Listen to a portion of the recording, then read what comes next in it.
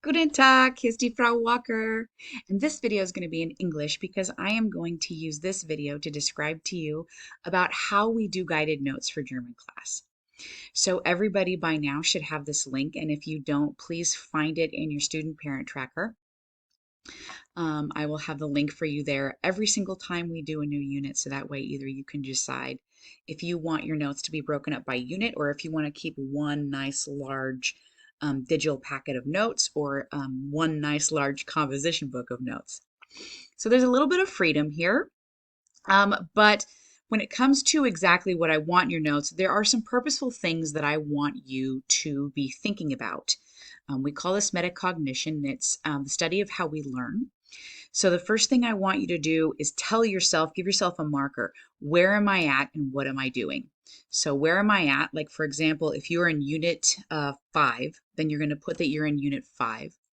And then maybe the lesson title is how to find an elephant. Okay. So we would put here how to find an elephant. Okay. Elefant, I guess, if you're in German. And then, so what am I learning? Maybe in this part, I would be like uh, using tracks to find an animal. Maybe getting a little bit more specific. And then down into why this is important. This is something that you have to come up with for yourself. I will give you some of the reasons why I think it's important, but studies are showing us that in order to really retain the skill that we want to have, we have to know why for ourselves it's important for us to have that skill. Okay, so sit for a second and think about your why. And it doesn't have to be some huge long paragraph. um, for example, one of the things that comes up in my classes is the declination tables. They're all those tables up at the top that are, there's so many, and people hear, what, there's 32 thes in German, that's insane. And the question is always like, why do I care about that, Frau, right?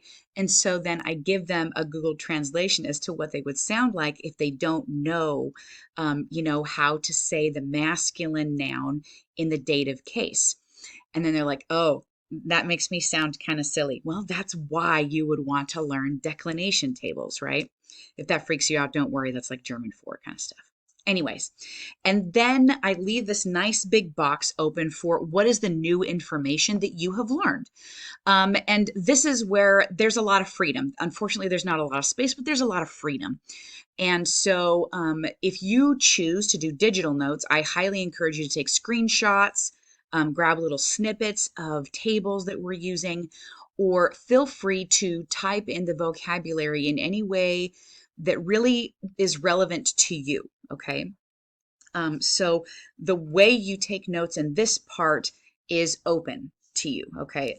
I've always heavily believed that when a teacher says you have to do it exactly this way, then the students often say, well, what if I think that this works for me? And if a teacher's like, no, that doesn't work, then you're just kind of stuck on that thing. So I do want to give you some freedom, but I also want to show you what this might look like.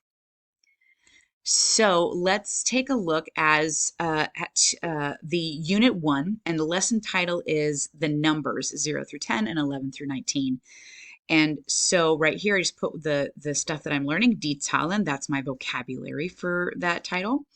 And then you can see I put why it's important that I need to say ages, that I need to know how to say what year it is, the date, page numbers, and also how to tell time. These are really good reasons why somebody would want to learn numbers. And it may seem silly to say that, but when I took a second to think of all the different ways we learn numbers, I'm like, wow, that's why I've always started with that in the first week, because we need to hit that over and over again because it's so important. It affects so many subjects, right? So even as a teacher, I'm trying to figure out the why.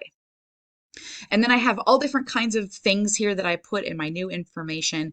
And you can see I did this a couple of ways. I'm a fan of bubbles. I like digital notes, but I also am kind of an exennial, so I like writing things down too. So if you want to grab this half sheet, it's up in the front basket, and paste it into your composition book after you're done writing on it. That's totally acceptable too. And there will be some times when I give you physical sheets that I'd love for you to paste in there to help you expedite your note-taking process. just a small note that up in the corner it says German symbols because sometimes it's tough on Google Slides to get those in there quickly. So I put those up there so you can just copy and paste them right in.